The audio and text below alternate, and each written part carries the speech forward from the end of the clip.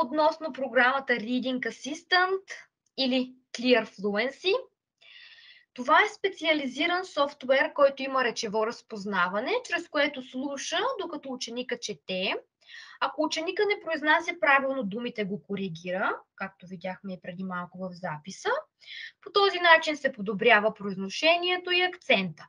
Освен за нови думи и знания, Reading Assistant помага за гладко и плавно четене. Много важна цел на Reading Assistant е четене с разбиране. Добавям още нещо. Освен четене с разбиране, Reading Assistant ни помага и за слушане с разбиране, тъй като самата програма има функция текста да бъде прочетен от програмата, след което да се работи с първа стъпка. Въпросите помислете за това, което е упражнение за слушане с разбиране, тъй като първо слушаме текст, отговаряме на въпросите, четем текста във втора стъпка и отговаряме отново в викторината на въпросите в трета стъпка.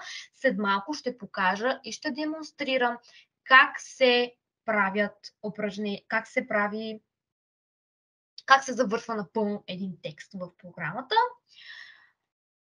Добре. Тук се вижда статистика с прогреса на ученика от поставените цели и постигнатите резултати.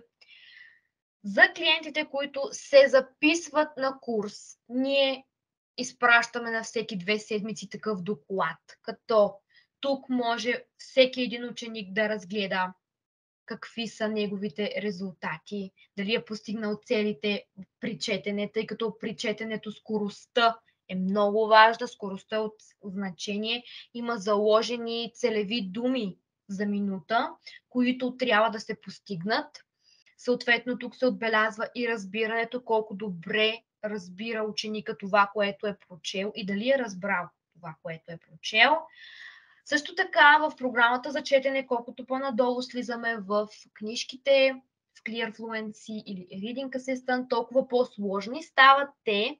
В началото ментора отключва определена сложност според теста. Ако ученика има предизвикателства или трудности с нивото, ментора по всяко време може да коригира нивото на четене, така че спокойно ученика може да се свърже с ментора си и да бъде коригирано това.